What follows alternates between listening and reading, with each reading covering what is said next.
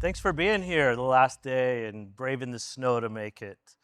Quick intros. I'm Jason Jones from Rackspace, part of the healthcare leadership team here at Rackspace, a managed hybrid cloud hosting company. And quick intro. Good morning, everyone. Zafar Chaudry over at Seattle Children's. You're more than that, Zafar. Come on. So I manage the IT teams at Seattle Children's. Seattle Children's is a pediatric health system in the Pacific Northwest. We have 47 sites across Washington, Alaska, Montana, and Idaho. There you go. And congratulations on your appointment to the Chime board. That's a Thank great you. accomplishment. Yeah. So today we're going to talk real quick about strategic partnerships and how important it is. So Zafar, as you know probably better than most, I travel pretty much around the world all the time, and we really hear three key things, right? Is everybody's trying to do more with less. The buzzword of drive transformation that we've heard for years and years and years, but we'll kind of define what that is. And then, the fear of my security posture and how do I improve that? You guys, would you agree those are pretty much three of the main topics that you've challenged with at Seattle Children's? Yeah, I think so. I mean, I think any high health IT department faces those challenges. For us, it's slightly more than that. So we try to focus ourselves in why we're in the business in the first place.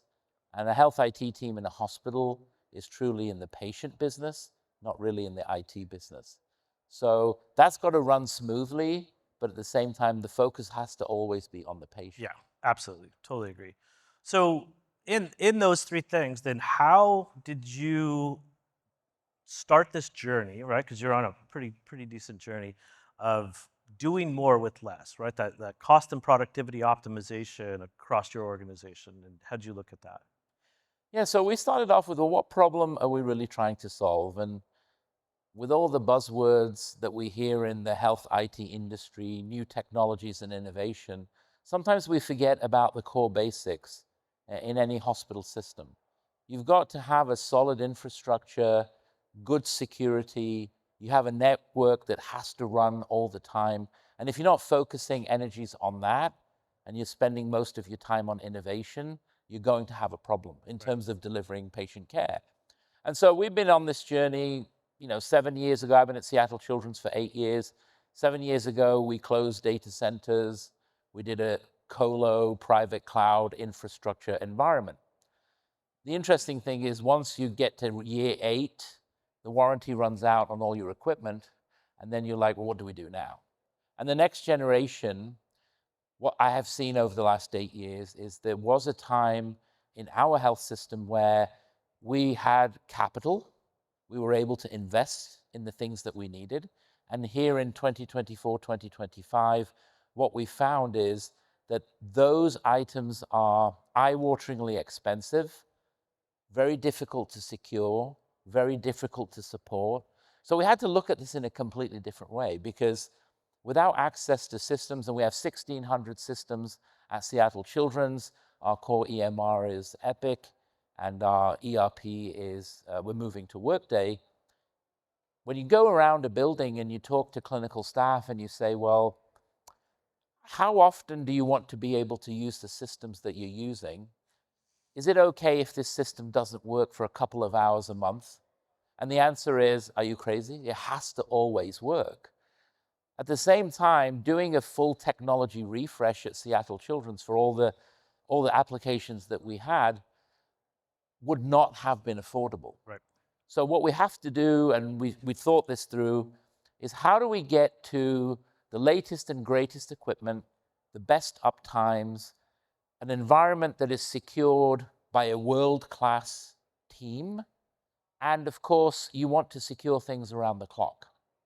And in healthcare, we work around the clock, but IT teams will work around the clock, but usually after 5, you page people out to do work. They're not always available. So we sort of put all these things in a basket.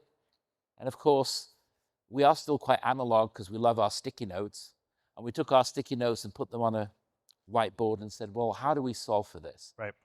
And we came to the conclusion that we would not have been able to do that on our own. We needed someone who, A, understood the environment, how to build world-class infrastructures and secure them and support them and refresh them. And we're working around the clock, and it probably wouldn't be us. But it was very important that we had a huge say in how that would actually function. Right. So when you talk about doing more for less, you have to sort of switch your mindset to a consumption type model versus I'm just going to buy a shiny box. Don't get me wrong, I love shiny lights on shiny boxes, but at some point you have to refresh that. So that's when we had lots of conversations with different vendors in this space, and we came up with some criteria. If we are going to do this and take this journey, we wanted to do business with a company that had a strong track record, was US based, and I also had to make sure that we would be affecting a team of individuals that worked on our infrastructure and our networking, and they had a secure future moving forwards. Because if we're going to move to a model where we consume infrastructure, Right. those employees who have been very loyal to our organization, have served the mission, need to be able to have a runway, Right. a path to go, grow, be better, and grow in their careers. So those were some of the criteria we set in collaboration with our board.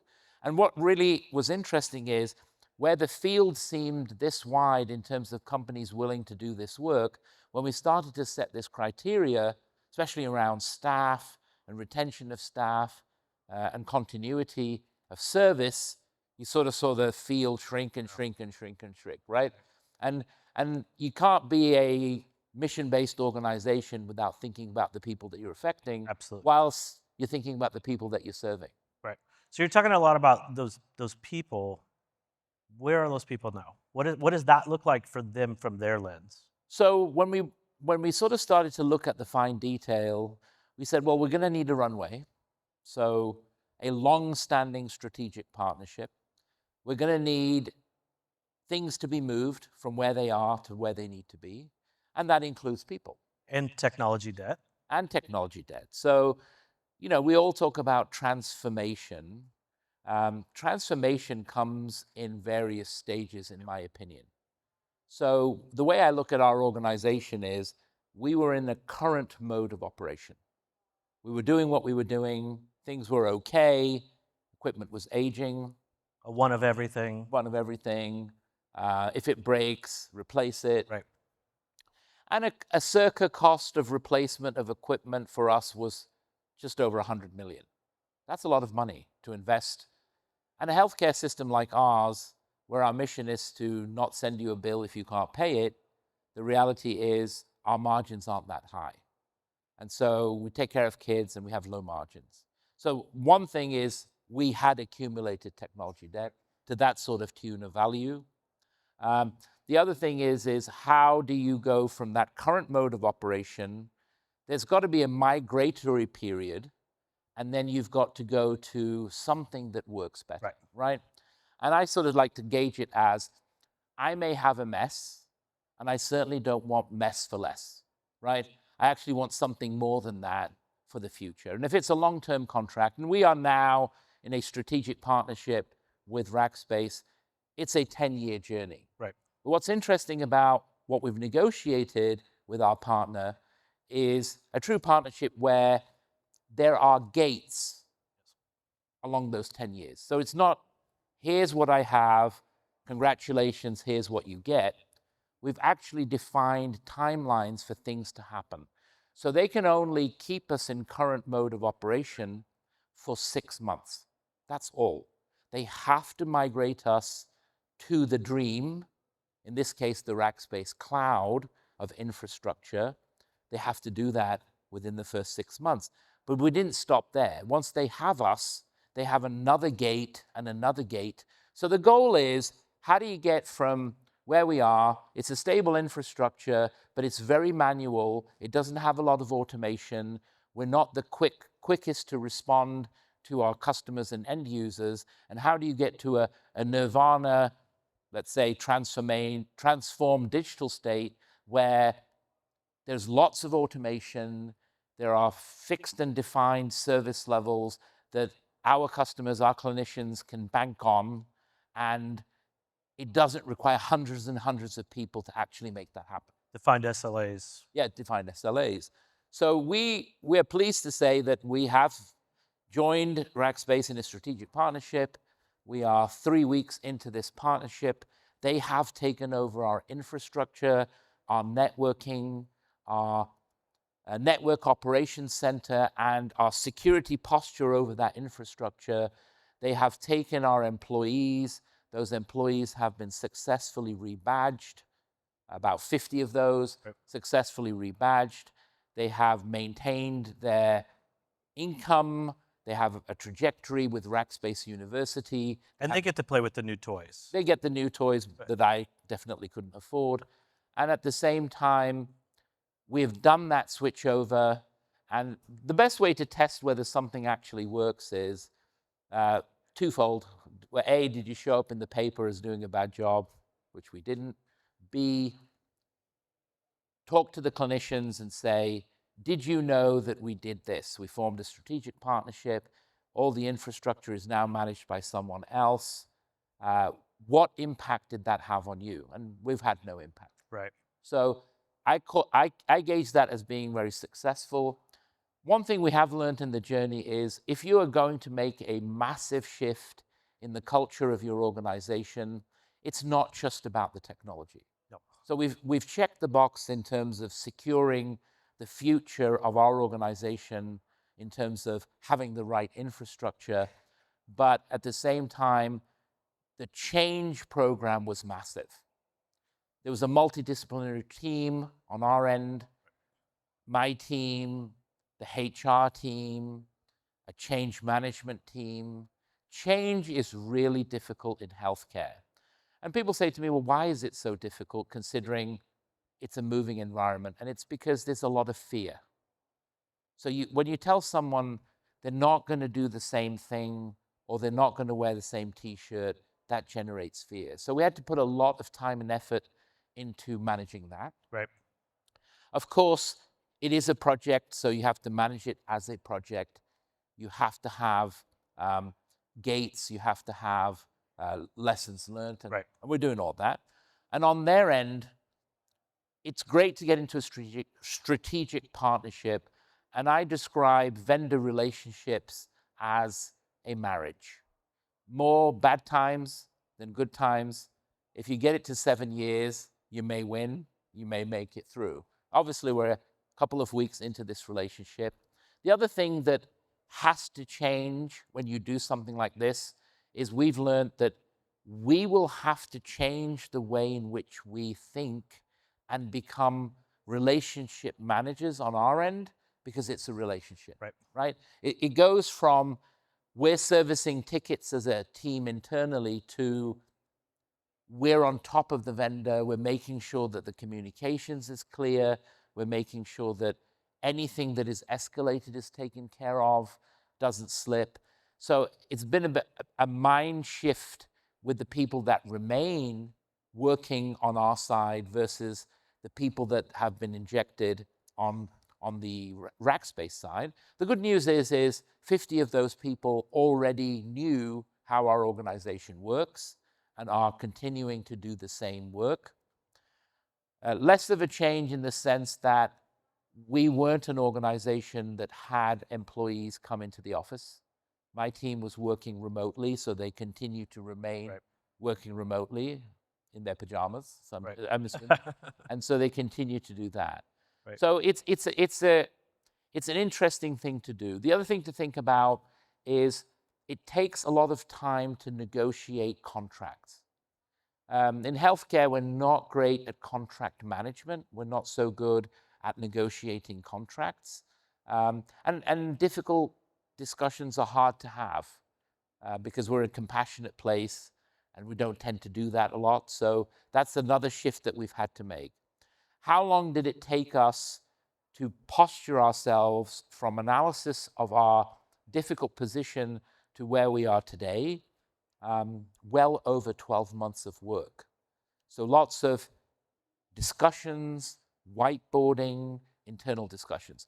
Now, the other thing that you have to think about is you, the person, the CIO, the CTO who's working on this, you will have someone to report to. I'm lucky enough to report to the CEO, but something of this magnitude goes beyond the CEO of a health system. It typically goes to the board, and you have to do posturing to sell any new initiative of this magnitude, this type of partnership. It has to go to the board level. Interesting thing for us is the board at Seattle Children's, a large percentage of the board members, and our board is voluntary, are actually people from tech billionaires. They know how to run tech companies. Yeah, absolutely. And what was interesting was, it was probably the hardest presentation I've ever made in my career. Our board, they're super bright people and they don't suffer fools. And I seriously felt like my deodorant failed after making that presentation, because their conversation, questioning about the vendor, about the partnership, about the risk model, about keeping things on track, how are we going to manage, all the things that I was asking my team as we prepared to do this work was 100% what we got from the board. But then we did get the support that we needed. And it's interesting. So one of the takeaways from the board, it was, this is great, we'll agree for you to do this, but how are you going to report to us that this was a success, right? So the success I claim in this strategic partnership is we've made the changeover. But it's a 10-year journey. Right. And we've agreed with the board that they will now get a quarterly report on the progress. Right. Are we actually making the change? Are we going from current mode of operation through to migration, through to lights on, doors open, to what nirvana is, which is we are describing as future mode of operation? And they want to see all the KPIs in real time, and we'll be getting that data to show in real time. They want to know what we've agreed and what we're getting. So we have 1,600 applications. We have agreed to a 5 nines uptime on 1,600 applications, which is what my clinicians asked me to do. I couldn't get them 100% because that's untenable, but that's good for a healthcare environment at a price that we can afford, with a journey that's mapped out. The other concern we've always had, and we have, that keeps me up at night, is the whole cybersecurity piece. How can I continue to invest in cybersecurity whilst taking away from patient care? And what people really need to think about is how much is spent on patient care. So if you didn't know, a fun fact, to take care of a child with cancer is $276,000. That's what it costs to take care of a kid with cancer. Now in technology, my job is I'm a big L in a P&L business. I don't generate any revenue as an IT leader, but I spend a lot of money. But every time I spend that money, I have to make sure that, should I spend that money on a license or a new shiny toy, or should we divert that cash to patient care? So it's always a balance. And of course we have to spend money on technology, because without technology, the doctors and nurses can't do their work. But at the same time, it becomes a difficult choice. And also trying to future-proof an organization by having a strategic partnership. So my hope is the organization will get all the technology they need to underpin the systems that they have, and that's contractually written. We've been successful in the journey of change management, fear management, and transition. It's been very smooth.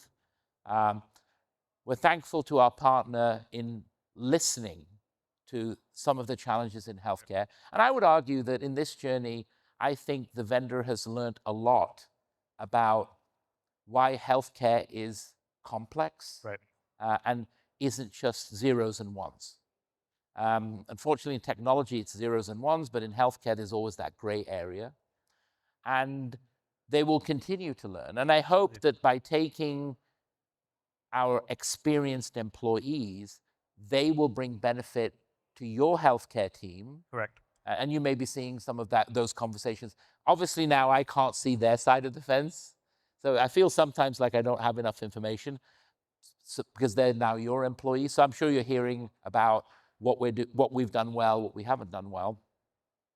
And the goal is that we will not have technology debt for this 10-year journey. It now becomes a monthly payment that's smoothed out for the duration, and we will have the latest and greatest technology behind that. And at the same time, your job is to make us as secure as possible, because there is no guarantee in security in healthcare. It's a high-risk area, but you'll do that. Right. Right.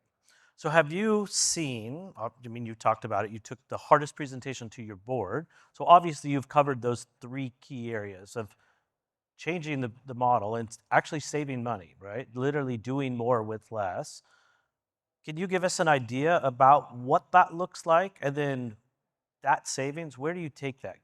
Does that enable you, I have to throw the buzzword, to do the things around AI, to do the next generation of technology that your doctors and providers, you're in a very competitive market that they need and they want? Yeah, so of course, as we sort of wrap up, because I think we're sort of at time, the takeaway is strategic partnerships can be beneficial. You have to do a lot of legwork to make sure they fit for your organization, and you have to find the right partner. From a financial perspective, because everybody's like, well, why did Zafar do this? Did you actually save any money? Right. In a 10-year journey, we're looking at about 10 to 12% real cash savings, because we had projected the 10-year model if we were to do it ourselves. Right. So that is definitely cash that goes back to the organization, i.e., we can continue to invest in patient care. Excellent. But on top of that, there are soft benefits, right? What we haven't really factored into the business case is, by not having huge amounts of downtime, what does that mean? Right.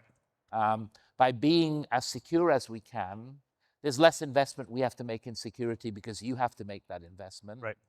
Having round-the-clock services that are true around-the-clock services is a benefit. So real cash, it's 10 to 12% savings. So I think we're out of time. We're definitely out of time. Happy to meet people and answer questions directly. Thanks for listening. Excellent. Thank you guys for showing up in the last day in the middle of the snow. And you can learn more about this, rackspace.com/healthcare. And the full case study, I believe it's tomorrow, is when the full case study will be released. And thank you, everybody, for your time today.